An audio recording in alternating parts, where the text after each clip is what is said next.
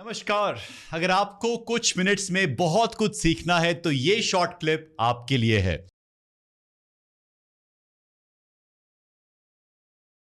धर्म, स्पिरिचुअलिटी और रिलीजन, तीनों में क्या फर्क है? देखिए, एक तो स्पिरिचुअलिटी, धर्म, रिलीजन, ये धर्म का ही जो इंग्लिश ट्रांसलेशन है। रिचुअल्स जहाँ होते हैं, ज़्यादा रिचुअल्स जहाँ होंगे कि भाई ये बाहरी तौर से करना है, ये नहीं करना है, या आपकी फिलॉसफी क्या है, वो रिलीजन में काउंट होती है।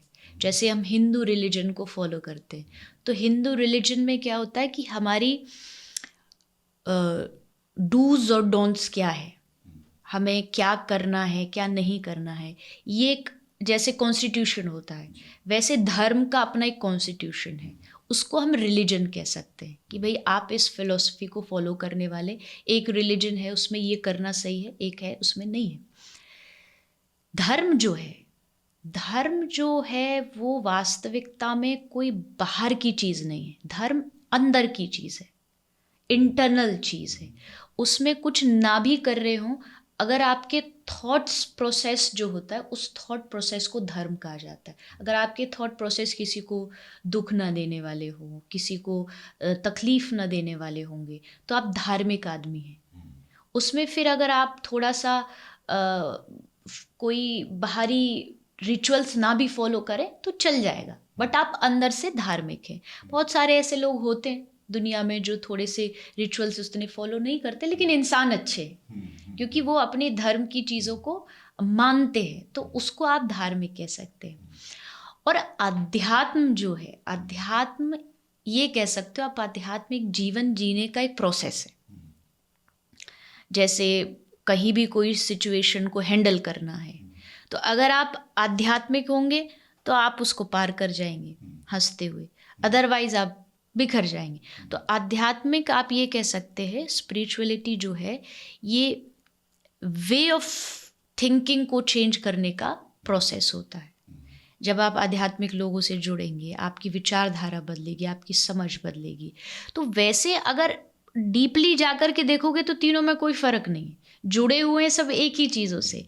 पर जैसे किसी ने मजहब नाम दे दिया, किसी ने धर्म को इंग्लिश में बोल दिया, तो उसके हिसाब से इसमें थोड़ा अंतर है। अदरवाइज डीप डाउन जाओगे तो सीधी सी बात है, जिसने अपनी ज़िंदगी को पूरी सच्चाई से जिया है वो धार्मिक भी है, वो रिलीजियस भी है, वो स्पिरिचुअल भी है।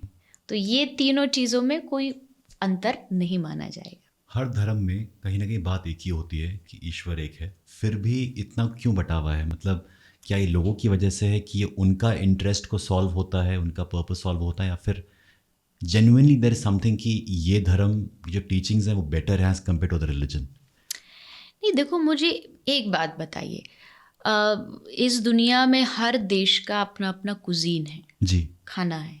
हमारा भारतीय खाना है, चाइनीज़ है, इटालियन है, सब तरीके का है। अब अगर मैं ये कहूँ कि नहीं, सारी दुनिया को इंडियन फूड ही पसंद होना चाहिए, इतनी सारी वैरायटीज़ क्यों? हम खाने के ऊपर तो कभी ये क्वेश्चन नहीं उठाते कि भाई सबका अपनी अपनी चॉइस है।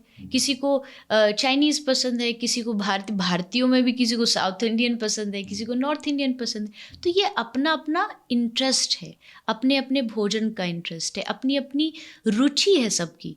और भगवान इतने शक्तिमान हैं कि वो है तो एक ही, लेकिन वो सबकी इंटरेस्ट के हिसाब से अलग अलग फॉर्म ले सकता है। वो इतना ताकतवर है। हम उसको कृष्ण रूप में भजते हैं तो वो बंशी ले लेते हैं, कोई उनको राम रूप में भजता है, कोई धनुष ले लेते हैं।